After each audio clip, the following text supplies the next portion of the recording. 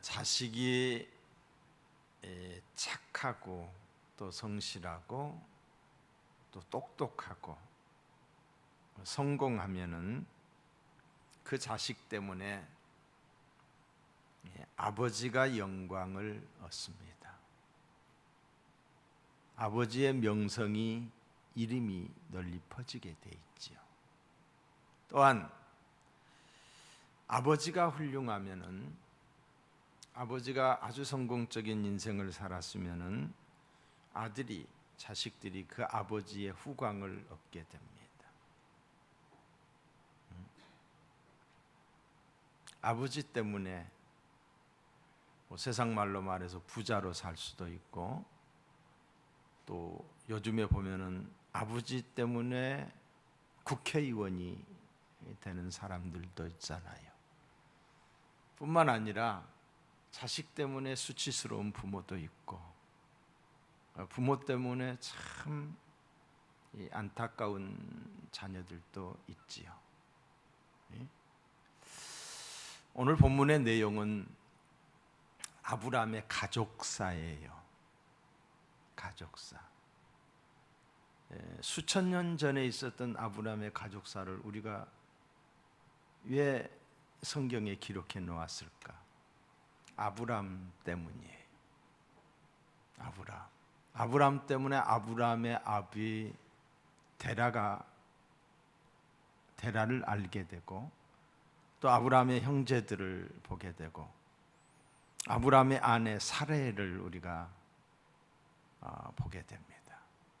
사레에게 어떤 문제가 있었던가를 아브라함 때문에 아브라함 한 사람 때문에 그의 아버지가 높임을 받게 되잖아요. 그의 형제들이 복을 받게 되잖아요. 자, 여기 31절을 한번 비춰줘 보실래요? 31절에 보시면은 데라가 그 아들 아브람과 데라는 아브람의 아버지예요. 그 아들 아브람과 하란의 아들 그 손자 롯과 그 자부 아브람의 아내 사레를 데리고 갈대아 우리를 떠나 가나안 땅으로 가고자 하더니 하란에 이르러 거기 거하였으며 그랬어요. 자, 여기 이 31절에 보면은 아브라함은 아버지 데라에 이끌려서 고향을 떠난 것으로 묘사가 되어 있습니다.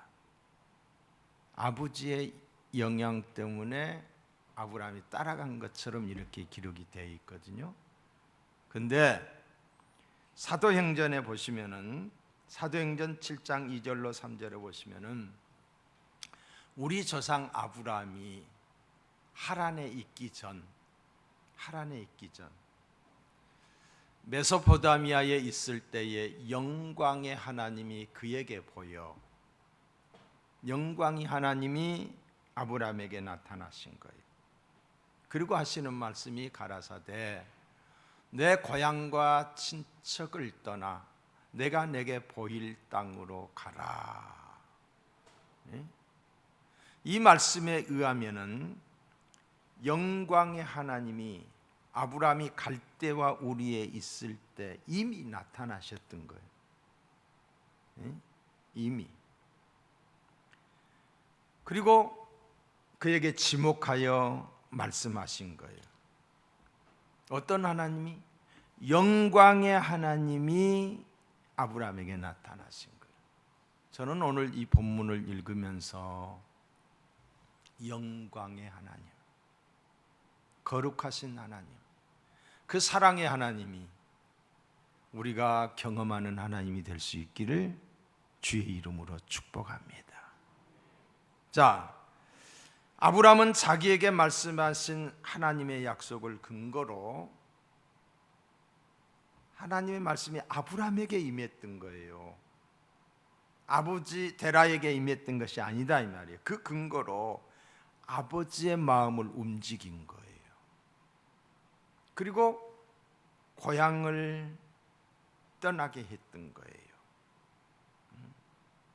그러니까 아브라함이 본토 친척 아비집 지금까지 75년 동안 사업의 터전을 이루고 그곳에서 살아왔는데 그 모든 것을 다 뒤로 하고 떠난다는 것은 이게 보통 쉬운 결단이 아니에요.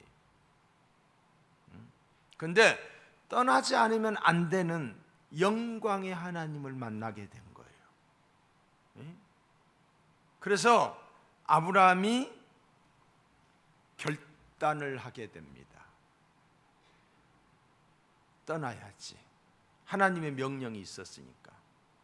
그리고 선한 영향력으로 아버지를 설득을 해요. 하나님이 나에게 말씀하셨다고. 영광의 하나님이 나에게 명령하셨다고. 그 선한 영향력으로 온 가족이 고향을 떠나 가나안 땅으로 가게 됩니다. 자, 무슨 말이에요? 요즘 식으로 말하면은 내가 예수를 믿었어요. 그런데 부모 형제들이 아직 예수를 안 믿어요. 근데 아브라함이 예수를 믿음으로 인해서 아브라함의 그 선한 영향력, 그의 어떤 믿음의 역사를 통해서 부모 형제 자녀들이 다 예수를 믿게 되었다라고 이렇게 표현할 수 있습니다. 아브라함을 갈대와 우르에서 부르신 것은 왜 불러내셨을까? 많은 사람들 가운데서 왜 불러내셨을까? 하나님이 아브라함의 씨를 통해서 자기 백성을 이루기 위해서였어요. 또한 아브라함이 지금 살고 있는 이 갈대와 우르는 죄악의 도시였어요. 우상의 도시였어요. 하나님을 인정하지 않는 그런 도시였어요. 그래서 여호수아서 24장 14절로 15절에 보시면은 그러므로 이제는 여호와를 경외하며 성실과 진정으로 그를 섬길 것이라. 너희의 열조가 강 저편과 애굽에서 섬기던 신들을 제하여 버리고 여호와만 섬기게 하리라. 출애굽을 시킨 이유가 하나님만 섬기게 하기 위함이에요. 아브라함을 갈대아 우르에서 그들을 불러낸 것은 죄와 더불어 상관없이 죄로부터 구별된 백성으로 하나님을 섬기도록 그들을 불러내셨다 이 말이에요. 여러분, 오늘 우리를 구별하여 부르심도 마찬가지예요. 저와 여러분, 왜 우리가 예수 믿습니까? 왜 우리가 교회에 나옵니까? 하나님의 부르심이 전제했기 때문이에요. 아브라함을 불렀던 것처럼 하나님만을 섬기는 백성으로 삼기 위해서예요. 죄악된 문화에서 우리를 건져내기 위해서예요. 우리를 구별하여 부르신 하나님만을 섬기는 것이 우리를 부르신 그 부르심에 합당한 삶이요, 하나님의 은혜를 은혜되게 하는 것인 줄로 믿습니다. 우리가 잘나서 부른 게 아니, 우리가 똑똑해서 부른 게 아니, 하나님의 은혜 때문에 오늘 이곳에 있게 되는 줄로 믿습니다. 우리의 과거 갈대와 우리에 있을 때에 어떠한 삶을 살았는가 하는 것은 그리 중요하지 않습니다. 다시 말해서 그리스도 밖에 있을 때에, 아직 예수를 믿지 않았을 때 어떻게 행했는가 하는 것은 그렇게 중요하지 않습니다. 중요한 것은 부르심을 받아 구별함을 입은 지금이에요. 지금이 중요하다 이 말이에요. 지금 하나님 앞에 어떻게 행하고 있는지, 하나님과 어떤 관계를 가지고 살고 있는지, 이것이 중요하다는 것이죠. 하나님의 부르심의 뜻을 따라 죄에 대해서 죽고 의에 대해서 살아야 될 줄로 믿습니다. 어떤 사람들은 죄에 대해서는 얼마나 빠꿈인지 몰라요. 죄 짓는 데에 대해서는 너무너무 많이 알아. 그런데 의롭게 사는 데에 대해서는 너무너무 가난해. 우리는 죄에 대해서 좀 몰라야 돼요. 몰라야 돼요. 그 대신 의롭게 살려고 하는 선한 욕심이 우리 속에 있어야 되는 줄로 믿습니다. 우리 모두는 하나님으로부터 부르심을 입은 사람들이에요. 부르심을 받았기에 오늘 이곳에서 예배를 드리고 있는 것입니다. 하나님은 아무나 부르지 않아요. 택하신 자들을 부르십니다. 많은 사람들 가운데서 택했다고 그랬어요. 하나님이 우리를 택하신 거예요. 하나님이 지명하여 불렀다라고 말하고 있어요. 바울을 그렇게 불렀어요. 베드로를 그렇게 불렀어요. 모세를 그렇게 지명하여 불렀어요. 친히 찾아오셔서 불렀어요. 하나님이 우리를 찾아오시고 만나주셨다. 이보다 더 큰 복이 없는 줄로 믿습니다. 성경은 이렇게 말합니다. 두려워하지 말라. 내가 너를 구속하였고 내가 너를 지명하여 불렀나니 너는 내 것이라. 여러분, 우리는 하나님의 것이에요. 아멘. 하나님이 당신의 것으로 우리를 지명하여 불렀어요. 요한복음 15장에도 보면은 너희가 나를 택한 것이 아니요 내가 너희를 택하여 세웠나니. 내가 하나님 믿겠습니다 해서 믿는 게 아니라는 거예요. 하나님이 우리를 택했기 때문에 우리가 믿는 거예요. 하나님의 부르심의 응답으로 오늘 이 자리에 있는 거예요. 하나님의 부르심의 순종으로 오늘 저는 목사가 되어 있는 거예요. 제가 목사가 되려고 해서 된 게 아니라 하나님이 저를 불러주셨기 때문에 그 부르심의 순종으로 목사가 되었다는 거죠. 우리 모두에게는 부르심에 대한 분명한 소명의식이 있어야 돼. 하나님이 나를 불렀다. 하나님이 나를 택했다. 이 소명의식이 분명할 때에 사명을 감당하게 되는 거예요. 하나님이 나를 불렀다라고 하는 이 소명의식이 흐리멍텅하면은 조금만 어려움이 있으면 포기해요. 충성되지 않아요. 적당히 해치는 거예요. 근데 하나님이 나를 이곳에 불러주셨다. 하나님이 나에게 이 일을 맡겨주셨다. 이 소명, 이 사명이 있을 때에 어떤 사역도 감당하게 되는 줄로 믿습니다. 여러분, 창세기 12장 1절에 보시면은 여호와께서 아브라함에게 이르시되, 하나님께서 아브라함을 부르셨습니다. 아브라함이 어떤 사람입니까? 불신 가정에서 태어났던 사람이에요. 75살까지 하나님을 전혀 몰랐던 사람이었어요. 죄악된 문화 속에서 우상을 섬기며 살았던 사람입니다. 그런 아브라함이 부르심을 받은 이후에 믿음의 조상이 돼요. 복의 근원이 됩니다. 그래서 신약 성경의 첫 페이지 딱 떠들게 되면 마태복음 1장 1절에 제일 먼저 시작하는 것이 아브라함이에요. 아브람과 다윗의 자손 예수 그리스도의 세계라. 신약 성경 첫 구절이 그렇게 됩니다. 아브라함에게 베푸신 하나님의 은혜를 이해하지 않으면 아니 됩니다. 왜냐하면 믿음의 역사는 아브라함으로부터 시작되고 하나님의 구속사는 아브라함과의 언약을 기초로 해서 이루어지고 있기 때문입니다. 아브라함의 믿음이 우리의 믿음이 되고 아브라함의 의가 우리의 의가 되었고 아브라함의 복이 우리의 복이 되었기 때문입니다.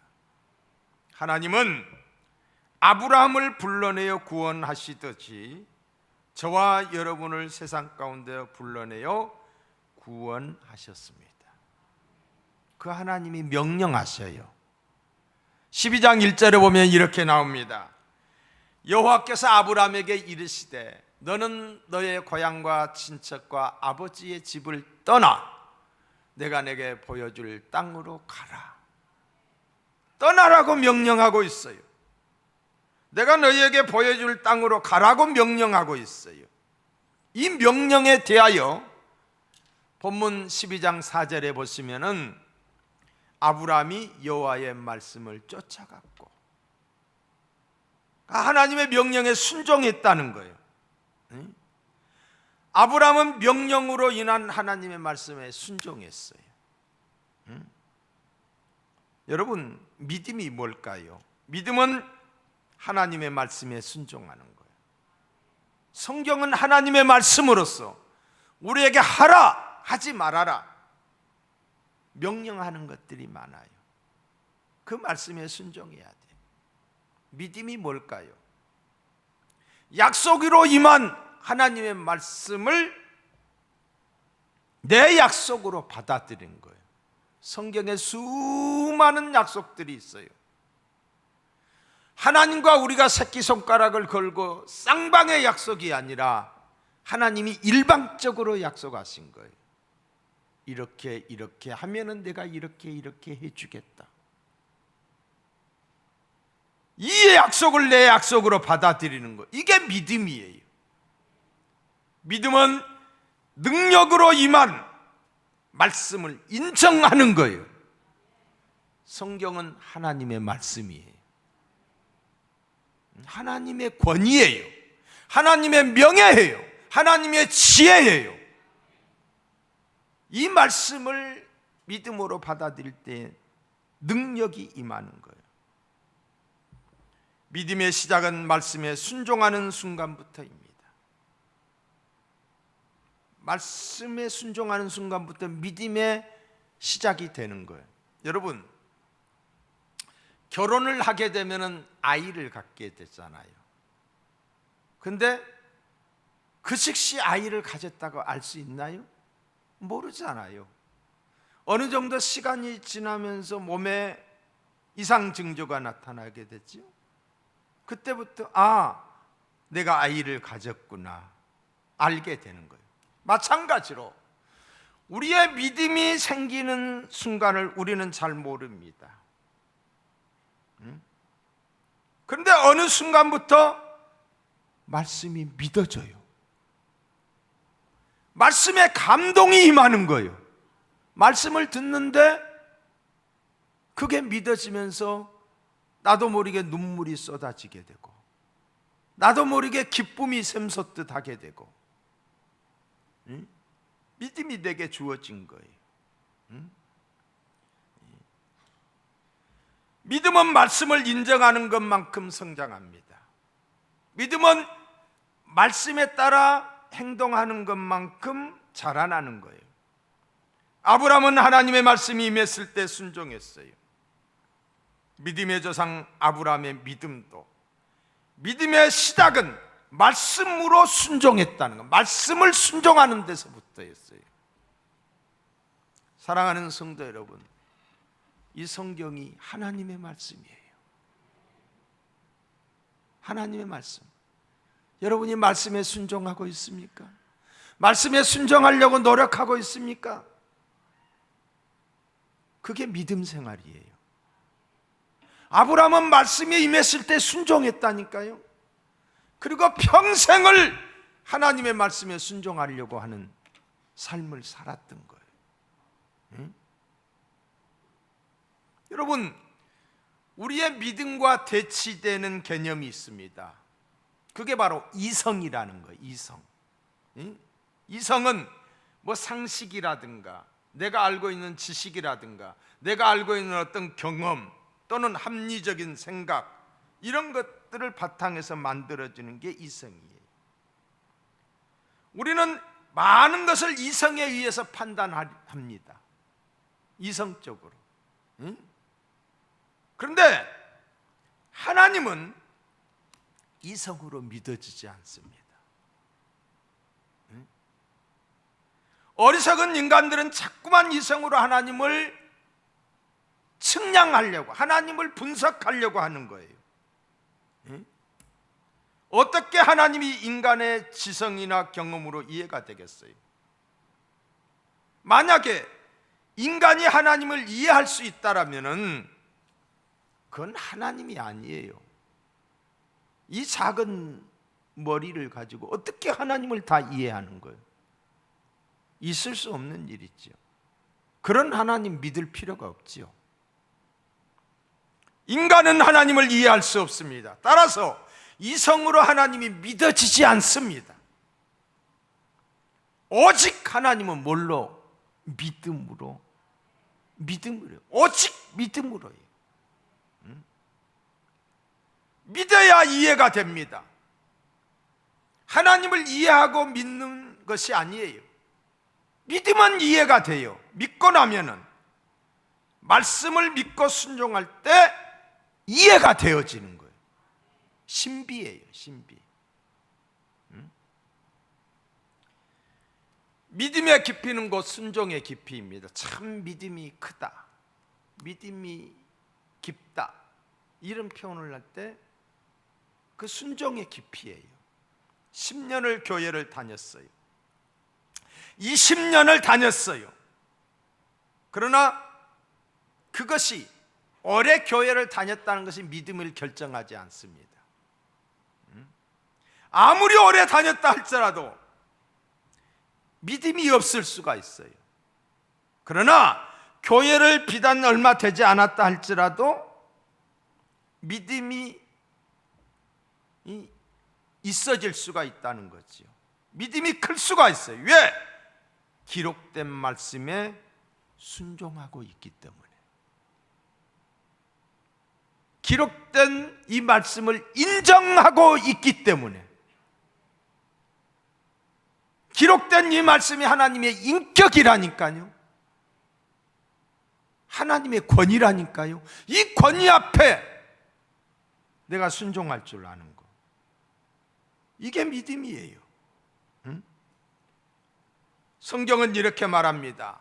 히브리서 11장 8절에 보면 믿음으로 아브라함은 부르심을 받았을 때에 순종하여 장래의 기업으로 받을 땅에 갈새 갈 바를 알지 못하고 나갔습니다. 하나님이 가라고 명령했잖아요. 믿음으로 아브라함은 부르심을 받을 때 순종하여 장래 기업으로 받을 땅에 갈 바를 알지 못하고 갔다고 그랬어요. 그러니까 장래 기업으로 받을 땅이라는 이 말은 현재 받는 보상이 아니라 앞으로 이어질 보상. 그렇죠? 현재 뭔 변화가 있는 게 아니에요. 그리고 갈 바를 알지 못하고 나갔다는 말은 현실에 근거하지 않고 말씀을 붙잡고 나갔다는 거예요. 하나님이 말씀하시니까 말씀만 붙잡고 나간 거예요. 믿음이 무엇입니까? 믿음은 바라는 것들의 실상이요 보이지 않는 것들의 증거니 선진들이 이로써 증거를 얻었느니라고 했어요. 아브라함은 갈 바를 알지 못하면서 갔어요. 뭐에 근거해서? 말씀에 근거해서. 어디로 가야 하는지 모르지만은 출발을 한 거예요. 하나님이 가라고 하니까 그냥 순종한 거예요. 이것이 믿음이에요. 하나님이 그를 인도한 줄로 믿습니다. 저는 여러분에게 이 믿음이 있기를 축원합니다. 하나님을 신뢰하는 믿음, 하나님께서 나를 선하고 영광스러운 사람으로 삶으로 인도해 주신다는 믿음. 오늘의 어려움이 있고 아픔이 있지만은 우리 하나님이 합력하여 선을 이루어 주실 것이라는 믿음. 지금은 어렵고 힘들지만은 마지막 승리는 내 것이라고 하는 믿음. 이 믿음이 여러분에게 있기를 주님의 이름으로 축복합니다. 12장 1절을 다시 한번 비춰주세요. 여호와께서 아브라함에게 이르시되 너는 너의 고향과 친척과 아비집을 떠나 내가 내게 보이는 땅으로 가라고 했어요. 고향을 떠나라고 했어요. 여기서 고향을 떠나라는 것은 영적인 의미는 단순히 고향을 떠나라는 게 아니에요. 장소적인 어떤 의미를 말하는 것만은 아닙니다. 그 고향에 뭐가 있었어요? 우상 숭배가 찌들어 있었어요. 하나님을 경배하지 않는 어둠의 땅이었어요. 돈과 권력과 쾌락 그리고 물질주의가 추구하는 것이었어요. 인간의 문명을 자랑하는 교만한 도시였던 것이죠. 하나님보다 돈을 더 사랑하고 명예와 권력을 더 추구하고 육체의 쾌락과 욕망을 즐기는 일에 더 큰 관심을 가지고 집중하는 것이었어요. 어리석은 교만과 하나님을 거부하는 불신이 사람들의 마음을 지배하고 있는 것입니다. 사랑하는 성도 여러분, 우리는 천성을 향해 길을 떠난 순례자들이, 이 세상은 우리의 영원한 고향이 아닙니다. 떠나는 것이 믿음의 시작이고 구원으로의 출발입니다. 처음 예수 믿는 분들에게는 걸리는 것들이 참 많아요. 믿음의 출발에 있어서 예수를 잘 믿어보고 싶지만은 너무도 많은 미련이 남아있는 거예요. 세상에 대한 미련이 많아요.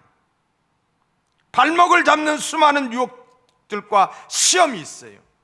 그래서 사람에 따라 적당한 거리를 유지하며 적당히 예수를 믿으려고 합니다.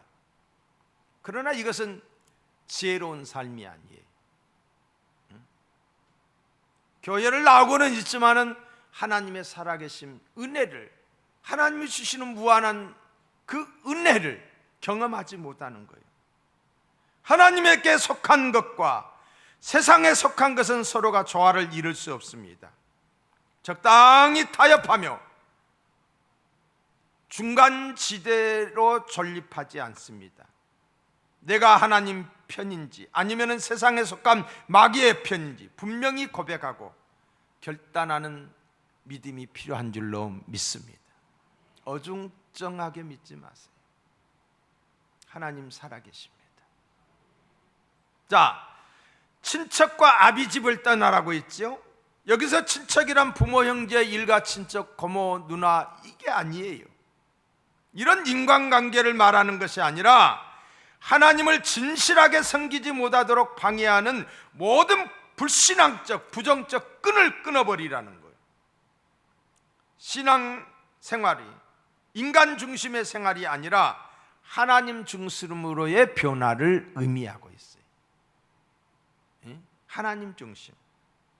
우리가 예수를 영접하고 믿음으로 살기 시작할 때에 장애가 되는 요소들은 먼 데 있지 않습니다. 가까운 데 있어요. 아주 가까운 데. 때로는 가족이에요. 친구예요. 더러는 이웃이에요. 이로 인하여 믿음의 결단을 하는데 장애를 받습니다. 그러다 보니 주의를 지키는 날보다 빠지는 날이 더 많아요. 가족이 원하는 대로, 친구가 하자는 대로, 그것 때문에 고민하고 힘들어합니다. 가족과 친척, 친구들의 압력, 때로는 주위의 눈총, 다른 사람의 생각에 영향을 받습니다. 잘못된 전통과 간섭에 얽매입니다. 믿음의 길을 떠나는데 장애가 되는 것들이에요. 믿음의 세계. 하나님 안으로 들어가려면 그런 것들을 정리해야 돼요. 인정의 밧줄을 끊어야 되는 거예요. 인정의 밧줄. 모세가 공주의 아들이라 칭함받기를 거절했다고 그랬어요. 인정의 밧줄을 끊어버린 거예요. 이 말은 세상 사람들과 관계를 단절하라는 게 아니에요. 그들과 교제를 갖지 말라는 말도 아니에요. 그럼 무슨 말인가? 내가 예수 믿게 되었음을 분명하게 밝히고 나는 크리스찬이라고 하는 것을 분명하게 밝히고 여러분, 밝히지 못하는 사람들 많아요. 요즘은 더 그렇잖아요. 교회 다닌다고 하면 이상하게 바라봐요. 핍박을 해요. 그러니까 나의 정체성을 드러내지 않는 거예요. 응? 내가 예수 믿게 되었음을 분명하게 밝히고, 신앙인은 이렇게 살아가는 사람이라고 하는 기독인의 정체성을 분명하게 이해시켜주고, 아멘. 그들에게 인식시켜줘야 된다. 아, 기독교인은 그렇구나. 에? 우리야 뭔가 다르구나. 똑같으면 안 되잖아요. 에?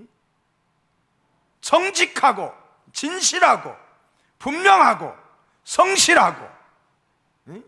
기도하는 사람이고, 그걸 굳이 감추려고 숨어서 하는 것이 아니라 기독교인의 정체성을 분명하게 알고, 때로는 핍박이 있을 수도 있어요. 때로는 비웃음과 조롱이 있을 것이에요. 그래도 그렇게 사는 것이 옳은 길이에요. 그렇게 행할 때 사람들은 그를 이해해줘요. 그의 믿음을 인정해줘요. 아, 이 사람은 진짜 크리스찬이구나. 아, 예수 믿으려면 이 사람 같이 믿어야지. 그러한 결단이 있을 때에 하나님이 그의 삶을 책임져줘요. 그리고 그런 결단을 보고서 나를 핍박하고 나를 무시하고 조롱했던 사람들이 믿음의 길로 돌아오게 되는 거예요. 너나 나나 쌤쌤이고 교회 다니는 너나 나나 똑같다고 한다면 그 사람들이 무엇을 보고 예수를 믿겠어요? 우리의 다름이 있을 때에 그 다름을 보고서 그들이 주께로 돌아온다는 거지요. 복받을 사람은 하나님의 말씀을 따라가야 합니다. 자, 말씀에 순종하는 것이 믿음의 출발이라고 그랬죠. 교회를 10년을 다녀도 말씀 덮어놓고 살면 믿음 생활 안 하는 거예요. 복받을 사람은 하나님의 말씀을 따라가는 거예요. 오늘 우리가 해야 할 것은 하나님의 말씀에 순종하는 거예요. 하나님은 말씀으로 온 우주를 창조하셨습니다.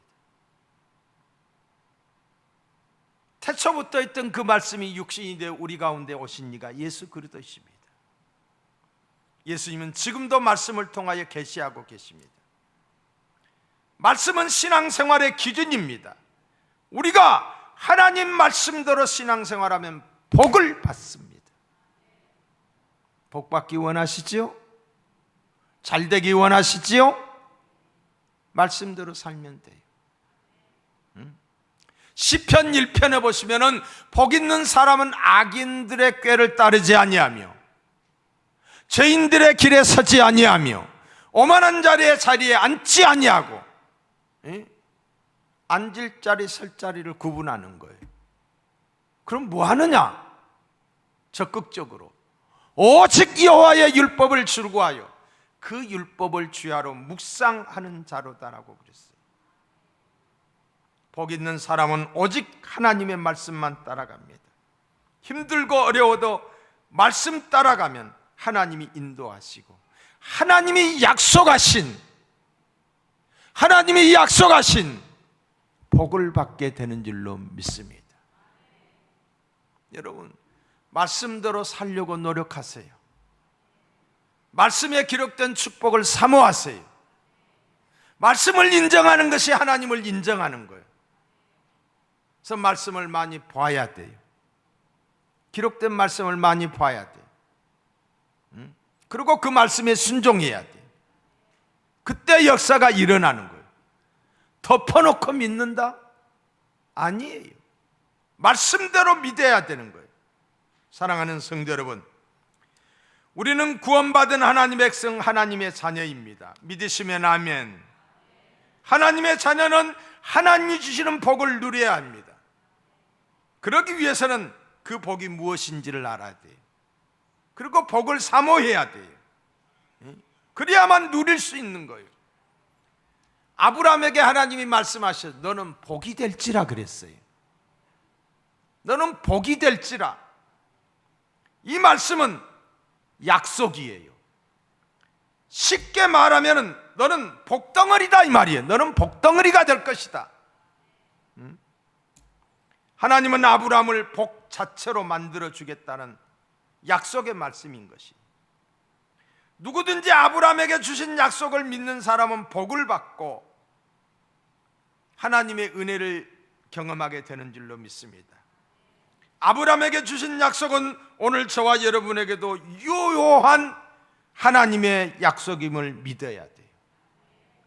2절에 보시면은 내가 너로 큰 민족을 이루고 내게 복을 주어 내 이름을 창대하게 하리니 너는 복이 될지라.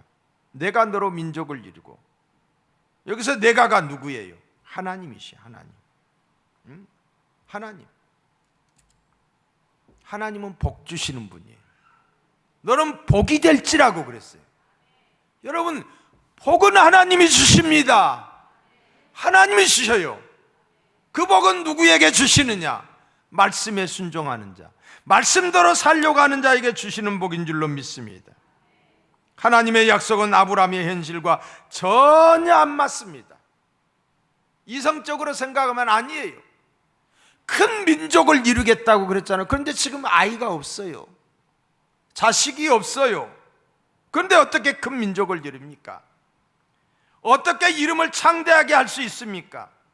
황당한 약속처럼 들리는 거예요. 그런데 결과가 어떻게 됐어요? 결과가 어떻게? 지금 이 자리에 있는 우리 모두는 아브라함의 이야기를 하고 있어요. 수천 년 전의 사람인데 그때 당시에는 아브라함에게 자손이 하나도 없었어요. 근데 지금 우리가 믿음의 조상으로 그를 인정하고 있어요. 우리는 아브라함의 믿음의 조상에 따른 후손들입니다. 그래서 아브라함을 기억하고 있는 거예요. 누가 한 것입니까? 하나님이 하신 것이다. 하나님의 복인 줄로 믿습니다. 우리 하나님은 약속한 것을 반드시 이루시는 분이셔요. 여러분, 복이 무엇입니까? 편안하고 무병장수하고 만사형통하고 모든 일들이 일사천리로 잘 되는 것이 복입니까? 물론 그것도 복이에요. 성경은 그걸 가리켜서 분복이라고 그래요. 분복. 복의 실체는 아니에요. 하나님이 그냥 덤으로 주시는 복들이에요. 여러분, 이 복을 여러분이 받기를 축복합니다. 면밀하게 말하면은 이거는 껍데기 복이에요. 껍데기 복. 진짜 복은 뭐냐? 진짜 복은 하나님은 복은 우리 자체가 복이에요. 내 자체가 복이에요. 하나님은 사람 자체를 복으로 만드셨어요. 그러기에 사람이 사람다우면은, 사람이 사람답게 사는 것, 그것이 복이고, 그러기에 사람이 아름다우며 그게 복이에요. 이 복을 누려야 돼. 하나님이 사람을 복덩어리로 만들었다니까요. 그리고 하나님이 보시면서 뭐라고 말씀하셨어요? 심히 좋다. 하나님이 감탄하셨어요. 하나님이 모든 피조물 중에 좋았더라, 완벽한 작품으로 만들어 놓으신 거예요. 근데 죄를 범하게 됐지요. 복을 상실합니다. 그렇지만은 상실한 복을 다시금 회복하게 하기 위해서 하나님이 인간의 몸을 입고 이 땅에 내려오셔서 우리의 죄를 대신해서 십자가에, 우리를 대신해서 죄값으로 십자가에 못 박혀 죽으심으로 회복이 되었어요. 아담 이후의 모든 인간들은 하나님의 아픔이었지만은 예수 그리스도를 믿음으로 회복된 줄로 믿습니다. 내 속에 예수님이 없으면 내가 복이 될 수가 없어요. 내 속에 예수님이 계시면 나를 만나는 모든 사람이 복을 누리게 되는 거예요. 주변 사람들에게까지 복이 흘러나가게 되는 거예요. 여러분, 진짜로 내가 예수를 믿으면, 진짜로 예수 그리스도가 내 안에 있게 되면 내게 있는 복이 자녀들에게 전수가 돼요. 우리 사회에게 번지게 되는 거예요. 이웃들에게 전해지게 되는 거예요. 이 복이 여러분을 통하여 이루어지기를 주님의 이름으로 축복합니다. 여러분, 하나님이 우리에게 너는 복이 될지니라고 하셨어요. 살아계신 하나님이 나 같은 사람에게 복이 될지어다. 복이 되시기를 축복합니다. 복이 되시기를 축복합니다. 내가 복이 되면은 가족들이 복을 누려요. 자녀들이 복을 받아요. 내가 진짜 하나님 보시기에 복이 되면은 나를 통해서 하나님의 교회가 부흥되는 거예요. 이 사회가 밝아질 줄로 믿습니다. 우리 모두가 하나님의 복, 아브라함과 같은 복의 근원이 되시기를 주님의 이름으로 축복합니다. 기도하시겠어요?